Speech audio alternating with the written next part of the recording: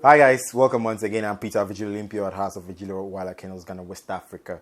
Today we're going to discuss pedigrees and then the first pedigree dog. So we're going to discuss definition of pedigree, definition of purebred dog, mixed breeds, cross breeds, and then we'll tackle some few misunderstandings people have about the pedigree, and then we'll go to the first pedigree dog and why it started.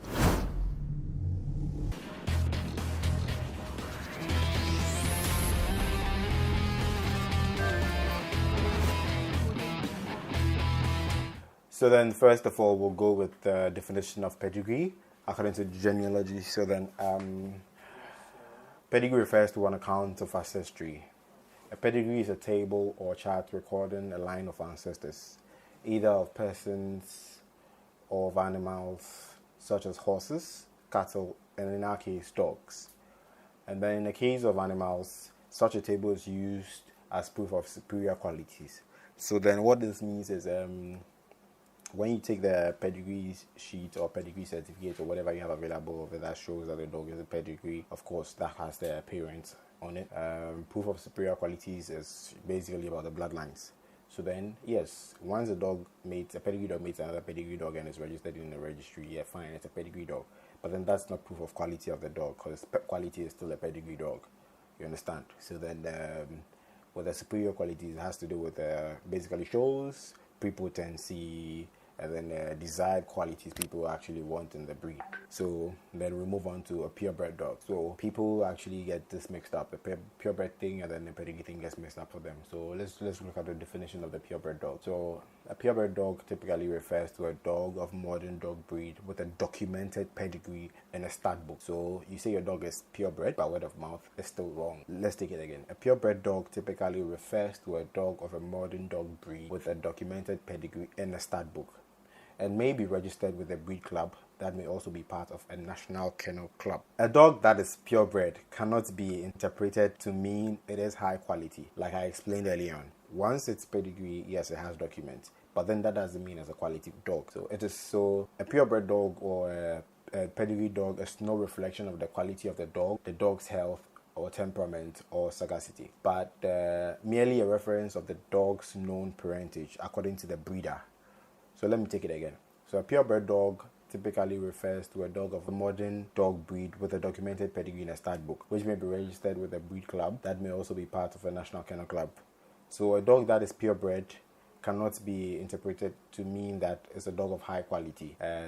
As the purebred dog or pedigree dog is not a reflection of a dog's health, of temperament. This is just basically a reference point that a dog has known parentage according to the breeder. So that you pick up a pedigree dog, say my dog's name is, say, Francis, House of Vigilio, you just pick up the pedigree certificate. Main thing for you is date of birth, chip number, and then that's the parents, and that's it. As in, you know, the parents. It has got nothing to do with the dog's current state of health, show value, or breeding quality.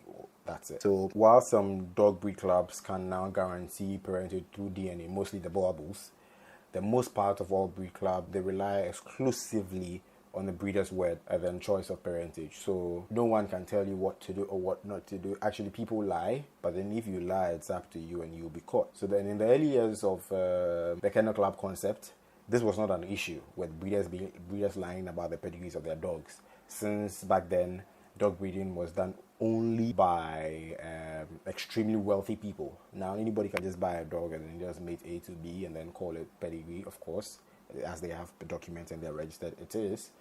But then that has nothing to do with the quality of dog that the person is producing. So even in modern age, a DNA proven purebred dog and a registered champion who has won all competitions can still have issues. So I have a dog, you have a dog, without going through the necessary things we need to go through. We made them simply because they have documents and then they are pedigree, and then we join the club, we register the puppies. Yes, we can produce good puppies, that will go and show. But then as to how healthy they are inside there, how healthy they are genetically, whatever they are passing on, we have to do further tests to prove that. So let's go to dog crossbreeds. Crossbred dogs. The first generation crosses from two purebred dogs are also called hybrid. And then these are not breeds. I mean, they are not considered purebred.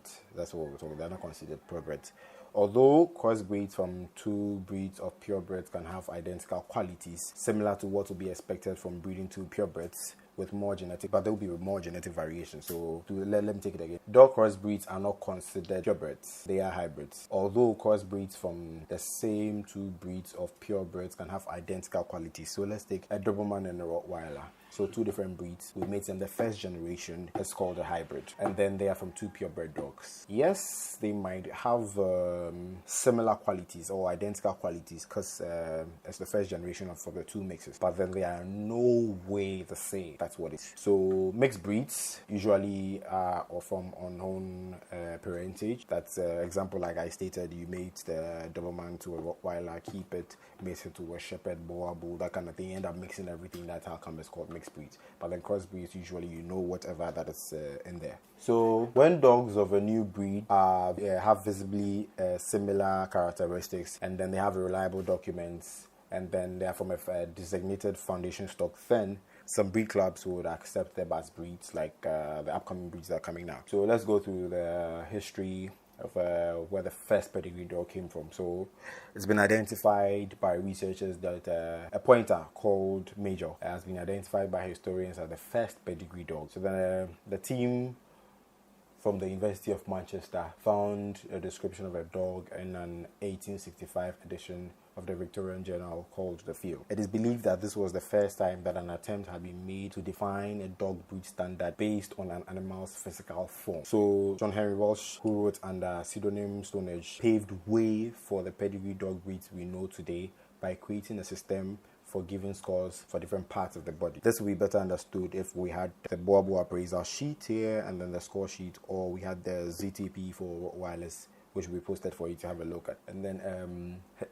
John's aim was to solve the bitter disputes that were brewing over the seemingly arbitrary decisions of judges at dog shows, which could see a dog win one class 1 week and then come in last next. So in September 1865, Stonehenge published a classification for the pointer, which gave its head and neck 30 points, frame and general symmetry 25 points, legs and feet 20 points, quality and stand 15, and then color and coat 10. So the historians who discovered Major are based in the Center for History of Science and Technology and Medicine, the School of Arts, Languages and Cultures, both at the University of Manchester. So Professor Michael Warboys, who was involved in the research, said the standard set by Major must surely be one of the most important milestones in a 6,000-year-old relationship between canines and man. As dogs came to be defined as breeds, they were bred for greater conformity to the standards, which meant more inbreeding, more health problems, as dogs were bred from a similar gene pool.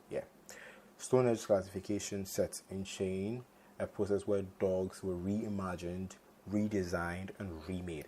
And this is a continuous process. At every point in time, all the factors that count, evolution, diet, feeding, breeder's taste, judge's taste, breed-warden's taste, all these things still affect us in our age.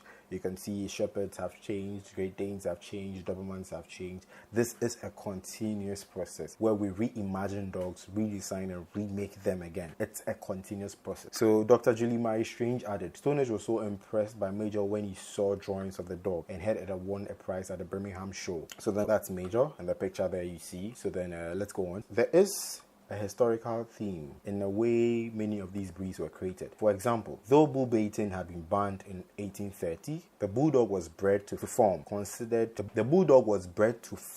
considering the ideal for grappling with a bull. For example, the protruding lower jaw to grab the soft nose of a bull. In the 1860s, these types of dogs were defined by what they did and not how they looked. Yes, back then, the dogs, like before Rottweilers, were butcher's dogs. We carried money in the pockets and the sides.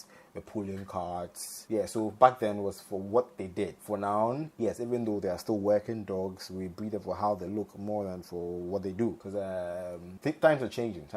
So it's affecting every breed. No matter how you want to dispute it, it's affecting every breed. So back to Major. Pointers were gun dogs, valued and bred for their ability to find game, and though a recognizable type, they come in a variety of sizes and colors. But in the show ring, they were expected to have a defined shape that aspired the ideal set out in the breed standards. So for the pointers, there are different types. Let's not go too deep. So for each pointer has what it needs to do. So Major signaled a new age. Major, that's the pointer, the first pedigree dog. He signaled a new age where dogs were increasingly bred for their form and from their pedigree. So when you take a pedigree certificate, and you have about 32 dogs in there. You're bred from their pedigree, means. So you look at this dog, probably, let's just take height. If almost all the dogs there are 60 cm, 60 cm, 60 cm, 60 cm, it means that dog whose pedigree you have has the probability of producing more 60 cm dogs, because that's the dominant thing in there. And then if you have, example, let's say a poodle, and then in that pedigree you have 30 dogs, and then you have say 28 of them being white, it means that dog carries more white in there. So that's what it means, from their pedigree. So when you have a pedigree and then all the dogs in there have won IPOs and everything, means the bloodline, I mean, whatever made those dogs win, whatever they won, that is genetic in there, is concentrated in that pedigree. So that was it means to breed from that pedigree. And therefore the form, you understand it. So the emphasis on conformation to breed types spread rapidly in other countries, where British dog shows were emulated.